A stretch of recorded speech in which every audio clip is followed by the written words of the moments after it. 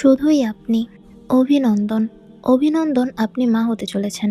আলহামদুলিল্লাহ, আমাদের দোয়া কবুল হয়েছে এবং আল্লাহ তাআলার অশেষ রহমতে একটি উত্তম উপহার আমাদের মধ্যে বেড়ে উঠছে।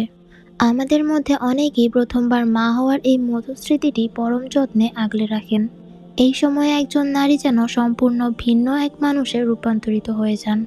গর্ভাবস্থা কেবল একটি শারীরিক প্রক্রিয়া নয়, বরং একটি উত্তেজনা, আশঙ্কা, আনন্দ ও ভিন্ন প্রশ্ন দিয়ে পরিপূর্ণ একটি মনস্তাত্ত্বিক আবেগময় যাত্রা। একজন মায়ের জন্য এই সময়টি বড় রকমের মানসিক পরিবর্তন ও প্রস্তুতির সময়, কারণ এই মুহূর্ত থেকেই মাতৃত্বের জীবনব্যাপী এক যাত্রা শুরু হয়। মুসলিম এবং অমুসলিম সকল নারী তাদের নিজ নিজ সন্তানের জন্য সবচেয়ে উত্তম জিনিসই প্রত্যাশা করেন। আমরা প্রত্যেকে জানি যে মা হওয়া মানে কেবল সন্তানকে সেরা পুষচেয়ার, সুন্দর পোশাক, দুধ কিংবা দামি খেলনা কিনে দেওয়া নয়, বরং একজন নারীর পরিপূর্ণ সার্থকতা লুকিয়ে থাকে মা হিসেবে সন্তানের জন্য সর্বোচ্চ চেষ্টার মাঝেই। একজন উত্তম মা হওয়ার প্রস্তুতি হিসেবে কেবল সন্তানের জন্য একগাদা কেনাকাটি করলেই যথেষ্ট হবে না, বরং দোয়া, পরিশ্রম এবং প্রচেষ্টার সম্মিলনে নিজেদের ঢেলে সাজাতে হবে। ৯ মাসের এই বিশেষ সময়টাকে অনেক নারী মহান আল্লাহ সুবহানাহু তাআলার পথে প্রত্যাবর্তনের সুবর্ণ সময় বলে মনে করেন। নিজেদের আত্মিক পরিশুদ্ধি ও পরিবর্তনের জন্য এই সময়টিতে আমরা দৃঢ় প্রতিজ্ঞ থাকি। নিজেদের আচার আচরণ, বেহিকতা ইত্যাদি নিয়ে খুব সচেতন হয়ে যাই, কারণ অনাগত নতুন অতিথির প্রথম শিক্ষক হব আমরাই। তারা আমাদের দেখে অনেক কিছুই রপ্ত করবে, ব্যাপারগুলো নিয়ে আগে হয়তো কখনো ভাবিনি, কিন্তু যে নতুন সত্তা আমাদের উসিলায় দুনিয়ায় আসতে যাচ্ছে, তাকে সর্বোত্তম পন্থায় বড় করতে গেলে এই সকল আত্মিক প্রস্তুতি আমাদের সবারই থাকতে হবে। একজন মা হয়ে ওঠা। সন্তান ধারণের বিষয়টি আদতে বিশেষ কোনো যুক্তিসঙ্গত সিদ্ধান্ত নয়। সন্তানের ভরণ পোষণের আর্থিক দায়িত্ব, মানসিক যন্ত্রণা এবং তাদের লালন পালনের উদ্দেশ্য, পার করার যাবতীয় ঘুমহীন রাত, এসব নিয়ে যদি খানিকটা চিন্তা করা হয়, তাহলে আমরা অনেকেই হয়তো সন্তান ধারণের সিদ্ধান্ত থেকে পিছিয়ে আসব।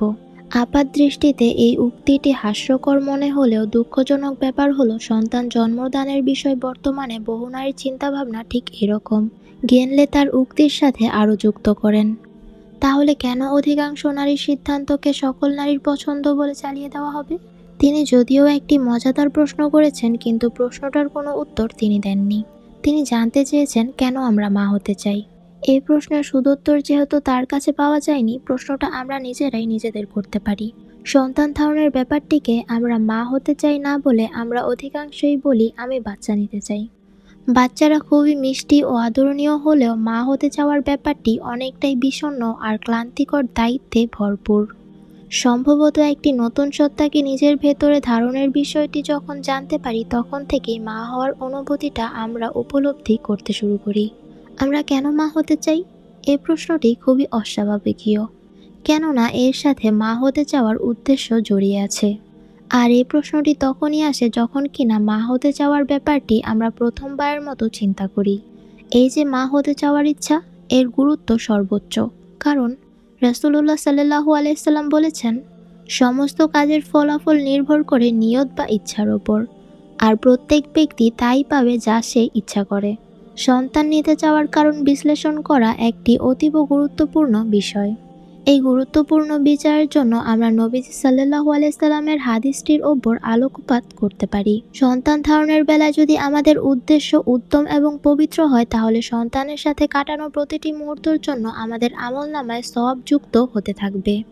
আল্লাহ সুবহানাহু তাআলার সন্তুষ্টি অর্জনে যদি বাচ্চা নেওয়ার প্রধান উদ্দেশ্য হয়, তাহলে ধরে নিতে পারি আমাদের গর্ভাবস্থায় সন্তান এবং তার সাথে কাটানো আমাদের জীবন সবকিছুর ফলপ্রসূ হবে ইনশাআল্লাহ। আর মা হওয়ার ক্ষেত্রে আল্লাহ এই অশেষ রহমত অর্জনের দৃঢ় অস্থায়ী আমাদের সাফল্যের পথে এগিয়ে নিয়ে যাবে। এখন তাহলে গেনলেনের উৎপাদিত প্রশ্নের, কেন অধিকাংশ নারী সন্তান নেওয়ার সিদ্ধান্ত গ্রহণ করে? উত্তরে আমরা ফিতরাত তথা সহজাত মানব প্রকৃতির কথা বলতে পারি। মুসলিম হিসেবে আল্লাহ সুবহানাহু তাআলার ইবাদত করা আমাদের ফিতরাত। উত্তম পরিবার গঠন এবং উত্তম বংশবৃদ্ধির বাসনাই ফিতরাতের অন্তর্ভুক্ত। সন্তান নেওয়ার কামনা এবং মা হওয়ার ইচ্ছা লালন করাও এক ধরনের ফিতরাত। নবীজি সাল্লাল্লাহু আলাইহি সাল্লাম বলেছেন, নিশ্চয়ই মায়ের পায়ের নিচে সন্তানের বেহেশত। মা হওয়ার সহজাত ইচ্ছাটি খুব সুন্দরভাবে একটি হাদিসে উঠে এসেছে। আল্লাহ সুবহানাহু ওয়া তাআলা আমাদের বুঝিয়েছেন যে জীবনের সমস্ত কাজের মধ্যে মাতৃত্ব অত্যাধিক মূল্যবান এবং জীবনের উদ্দেশ্যের অখণ্ড অংশ। মা হিসেবে সন্তানের জীবনে একজন নারীর এই ভূমিকা এবং তার প্রতিফলন তাকে মাতৃত্বের পরিপূর্ণ স্বাদ এনে দেবে ইনশাআল্লাহ। বলেন, আমার পিতা জাহিমা রাদিয়াল্লাহু তাআলা আনহু রাসূলুল্লাহ সাল্লাল্লাহু আলাইহি সাল্লামের খেদমতে এসে জিজ্ঞাসা করলেন, ইয়া রাসূলুল্লাহ, আমি যুদ্ধে যাওয়ার ইচ্ছা করেছি। এখন সে ব্যাপারে আপনার কাছে মতামত জানতে এসেছি। নবীজি সাল্লাল্লাহু আলাইহি সাল্লাম জিজ্ঞেস করলেন, তোমার মা জীবিত আছে কি? সে বলল, হ্যাঁ, তিনি জীবিত আছেন।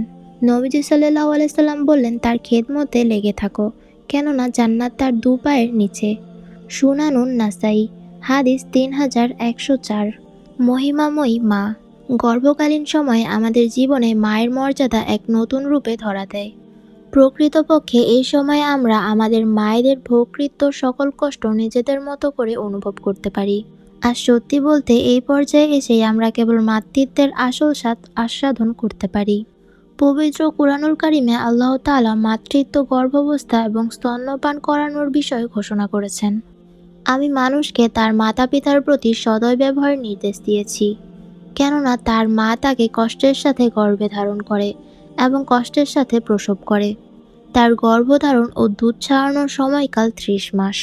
ক্রমে সে পূর্ণ শক্তিপ্রাপ্ত হয় এবং 40 বছরে উপনীত হওয়ার পর বলে, হে আমার রব, আপনি আমাকে সামর্থ্য দেন, যাতে আমি আপনার কৃতজ্ঞতা প্রকাশ করতে পারি আমার প্রতি ও আমার পিতামাতার প্রতি আপনি যে অনুগ্রহ করেছেন তার জন্য, এবং যাতে আমি সৎ কাজ করতে পারি যা আপনি পছন্দ করেন।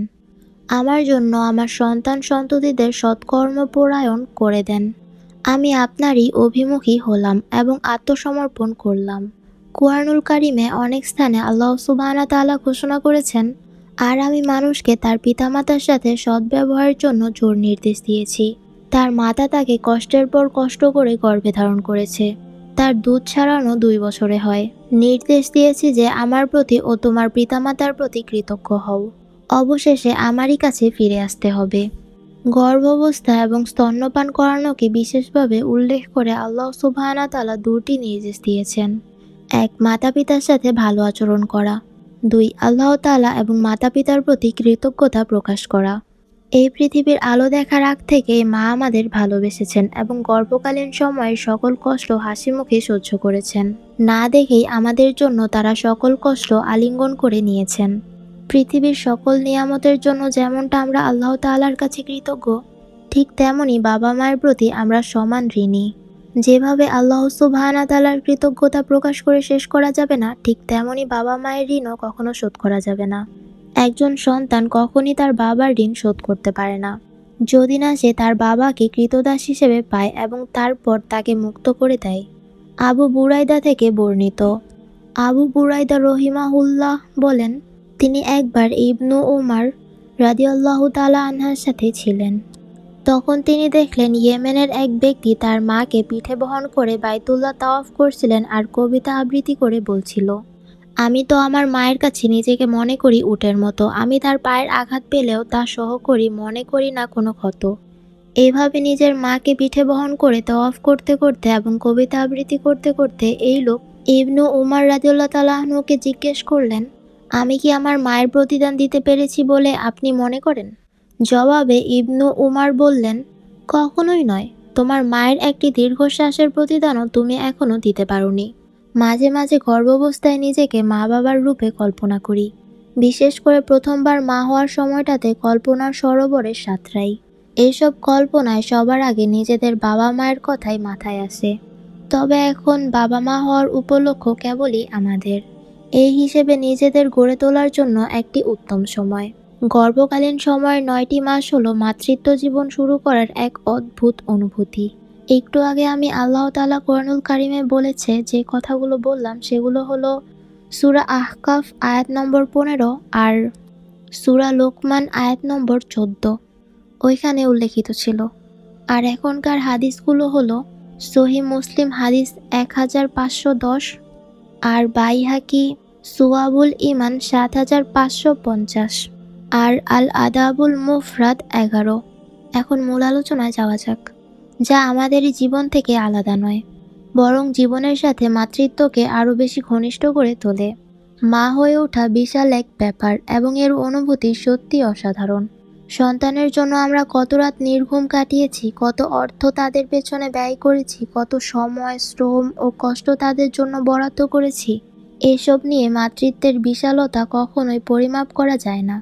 বরং সন্তানের কাছে কতটুকু কাছের, কতখানি আপন হয়ে উঠতে পেরেছি সেটাই মুখ্য। নবীজি সাল্লাল্লাহু আলাইহি সাল্লাম বলেছেন, প্রতিটি শিশু ফিতরাত তথা সত্য ধর্মের উপর জন্মগ্রহণ করে। এরপর তার মা বাবা তাকে ইহুদি, খ্রিস্টান বা অগ্নিপূজারী বানিয়ে ফেলে, যেভাবে চতুষ্পদ পশু নিখুঁত বাচ্চা জন্ম দেয়। আচ্ছা, তোমরা কি তাদের মধ্যে কোনোটার কান কাটা দেখতে পাও? বরং মানুষই তার নাক কান কেটে দেয় বা ছিদ্র করে বিকৃত করে থাকে। সহিহ বুখারী হাদিস 1385। নবীজি সাল্লাল্লাহু আলাইহি ওয়াসাল্লামের হাদিস থেকে আমরা বুঝতে পারি, সন্তানকে ফিতরাত তথা সত্য ধর্মের পর বড় করা পিতামাতার দায়িত্ব। এই বিষয়গুলো বাচ্চারা কখনোই একা একা শিখতে পারে না। আমরা নিজেরা কোনো দায়িত্ব পালন না করে যদি তার সম্পূর্ণ ভার আল্লাহ তাআলার ওপর চাপিয়ে দিই, তাহলে ন্যায়সঙ্গত হয় না। তাই সন্তান দুনিয়াতে আসার আগে যদি আমরা তাদের ফিতরাত ও বড় করার চিন্তা ভাবনা করতে থাকি এবং সে মোতাবেক নিজেদের প্রস্তুতি করি, তাহলে নিঃসন্দেহে আমাদের সন্তান একজন উত্তম মুসলিম হিসেবে গড়ে উঠবে। এছাড়া একজন উত্তম মুমিন হিসেবে নিজেকে দেখতে চাইলে অবশ্যই আমাদের নিজ চরিত্র হেফাজত করতে হবে এবং ঈমান বৃদ্ধি করতে হবে। বাবা মা হিসেবে সন্তানের জন্য আমরা হয়ে উঠতে পারি অনুসরণীয়। তাই গর্ভাবস্থার সময়কে অত্যন্ত গুরুত্বের সাথে নিতে হবে এবং শেখার প্রতি চলমান রেখে একে পুরোপুরি কাজে লাগাতে হবে। এই ক্ষেত্রে আমরা সংশ্লিষ্ট বিষয়ে বিভিন্ন ইসলামী বই পড়তে পারি এবং যোগদান করতে পারি এই বিষয়ে অনুষ্ঠিত সেমিনার অথবা ক্লাসগুলোতেও। সন্তানদের সত্যিকার মুসলিম হিসেবে বড় করে তোলা বাবা মায়ের সবচেয়ে বড় দায়িত্ব। এই গুরুত্বপূর্ণ কাজটি আন্তরিকতার সাথে পালনের জন্য আল্লাহ তাআলার কাছে সাহায্য প্রার্থনা করা আমাদের একান্ত কর্তব্য। আল্লাহ তাআলা যেন আমাদের উত্তম বাবা মা হিসেবে কবুল করে নেন, সেই দোয়া করতে হবে।